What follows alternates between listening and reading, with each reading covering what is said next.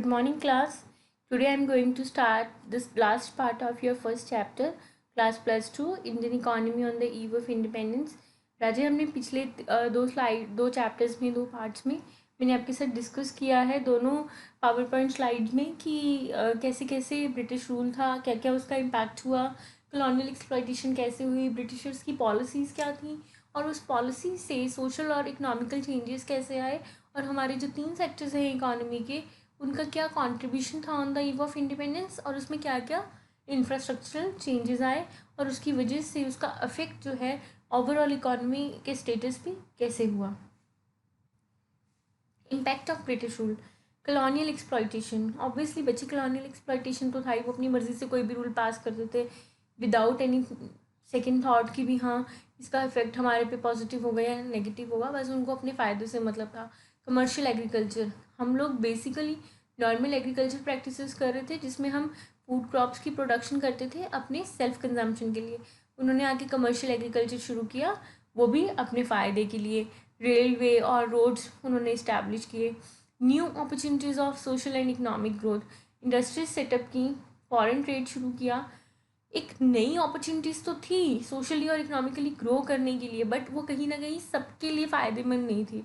Exploitation ज़्यादा था, resources का भी और लोगों का भी।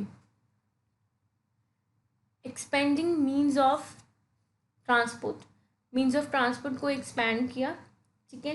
Combat spread of famines, monetary system of exchange. देखो बेटा, कहीं ना कहीं ब्रिटिश रूल में जो फॉरेन ट्रेड हुआ उससे एक फ़ायदा नहीं नुकसान भी हुआ। फेमाइंस जो थे, एपिडेमिक डिजीज़ जो थे वो बहुत ज़्यादा फैलने शुरू हुए और सबसे ज़्यादा हम लोगों ने प्रॉब्लम्स फेस की थी। ड्रॉट जैसी सीवियर प्रॉब्लम, सूखा पड़ गया, उसकी वजह से स्टारवेशन, भूखमरी होगी, फसलें ख़राब हो जाना।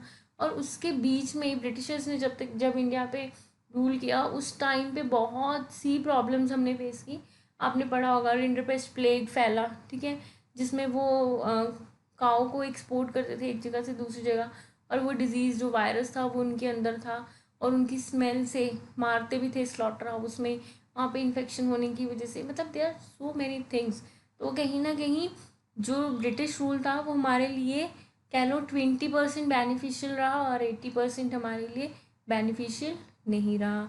और पहले हम बार्टर सिस्टम ऑफ एक्सचेंज को अडॉप्ट किया हुआ था कि गुड्स के बदले में गुड्स एक्सचेंज करते थे, पर ब्रिटिशर्स के आने के बाद हमने करेंसी का यूज़ करना शुरू किया।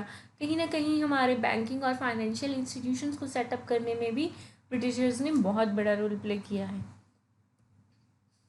Efficient system of administration, clerical staff, accounts department, accountants, ये सारे जितने भी फील्ड्स हैं ये ब्रिटिशर्स ही स्टार्ट करके गए थे।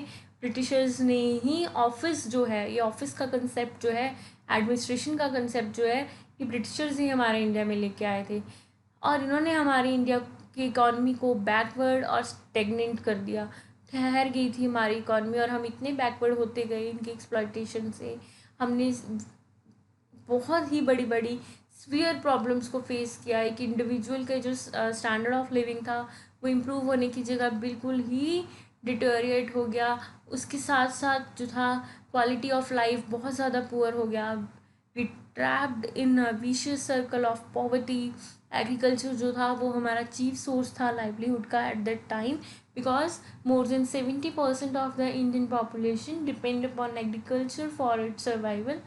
रैम्पेट exploitation of the farmers, zamindari system के अंदर फार्मर्स जो थे वो एक्सप्लॉइट हो रहे थे, उन्हीं की ज़मीन है उसी के लिए उनको लगान देना पड़ रहा है, अपनी ही प्रोडक्शन का हिस्सा ब्रिटिशर्स को फ्री ऑफ कॉस्ट देना पड़ता था, एज ए टैक्स भरना पड़ रहा था और उनको अपनी लेबर चार्जेस भी पूरे नहीं मिलते थे। एक्सप्लॉइट हो रहे थे, ज़्यादा काम कर रहे थे कम पैसों में।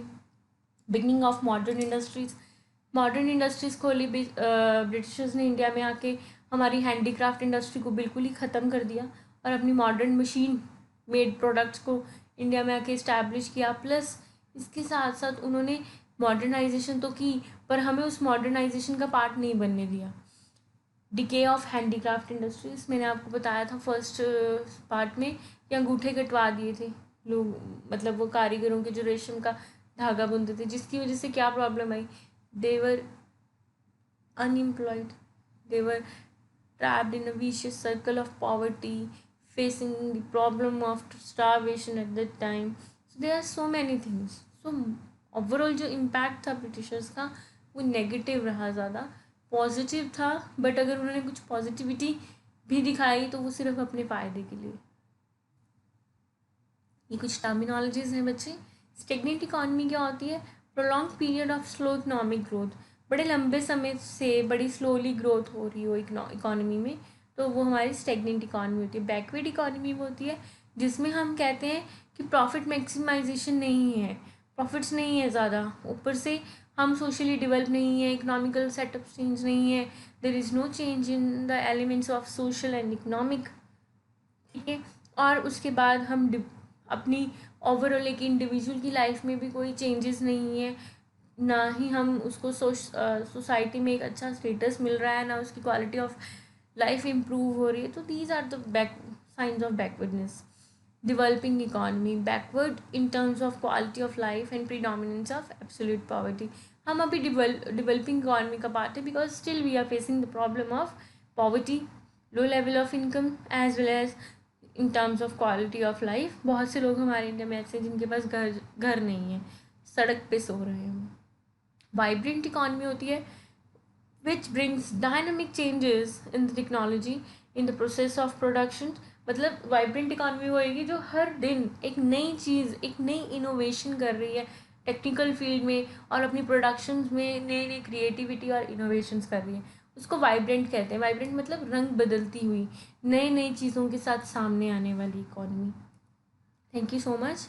I hope you understand and you get all the points whatever we are discussed in this chapter. If you have any kind of problem, you can please comment in the comment section box, and please better like, subscribe and share my channel Simplified Social Sciences by Sakshi Sharma, and please press the bell icon. If you press the bell icon, you will automatically get the notification of the next video. Thank you so much for listening me and your cooperation. Stay safe, stay home, be alert and save lives. Thank you so much. Have a nice